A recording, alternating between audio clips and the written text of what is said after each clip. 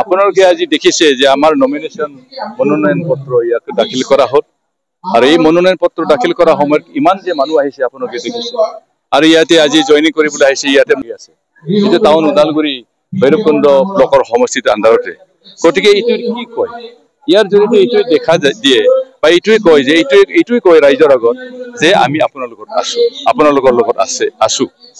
আৰু আগন্তুক যিটো নেকি 22 তাৰিখত ইলেকশ্যন হ'ব এই ফুটক ইউপিপিএলক ভোট দি জয়যুক্ত কৰিম ইয়াতে আপোনালোকে দেখিবলৈ পাইছে ইয়াতে অসমীয়া আছে ইয়াতে বাঙালী আছে ইয়াতে গোৰ্খা মানুহবিলাক আছে ইয়াতে বড়ো মানুহবিলাক আছে আজি বিটিআৰ সকলো জাতি জনগোষ্ঠী আগবাঢ়ি আহিছে ইয়াৰ শান্তি স্থাপন হ'ল 26টা জনগোষ্ঠী যি লোকসকল আছে তেওঁলোকে বুজি পাইছে যে ইয়াতে বেলেগ পাৰ্টিক সাপোৰ্ট কৰি লাভ নাই যি পাৰ্টি আমাক আজি শান্তিত থাকিব দিছে যে আগত যে 17 বছৰত ইয়াতে মানুহবিলাক সংঘাতৰ মাজতে থাকিব লগা হৈছে বিভিন্ন জাতি জনগোষ্ঠীৰ মাজত যি আমাৰ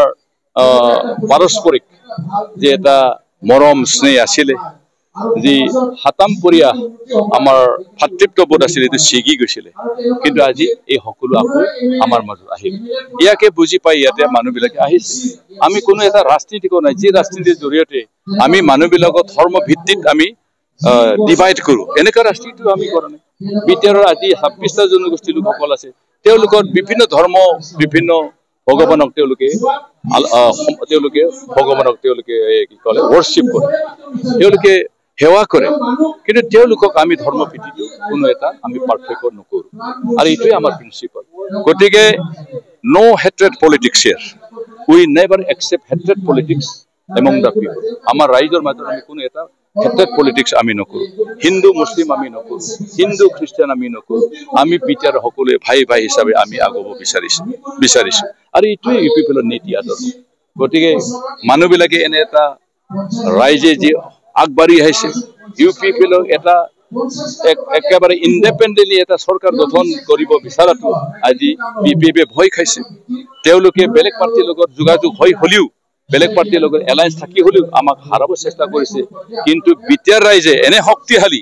যে তেওঁলোকে শান্তিক সাপোৰ্ট কৰিছে তেওঁলোকে কেতিয়াও ইউপিপিএলক হাৰিবলৈ নিদিয়ে গতিকে আজি মই সকলো ৰাইজক আজি এই আপোনালোকে মিডিয়াৰ জৰিয়তে আহ্বান জনাইছো যে আগন্তুক দিন আজি যিখিনি 5 বছৰ ইমান সুন্দৰ এটা শান্তি পৰিস্থিতি ইয়াতে ইষ্টাব্লিছ হৈ গ'ল আৰু 5 বছৰ যি আহিবলগীয়া দিন ইয়াতকৈ বেছি সুন্দৰ বিটিআৰ আমি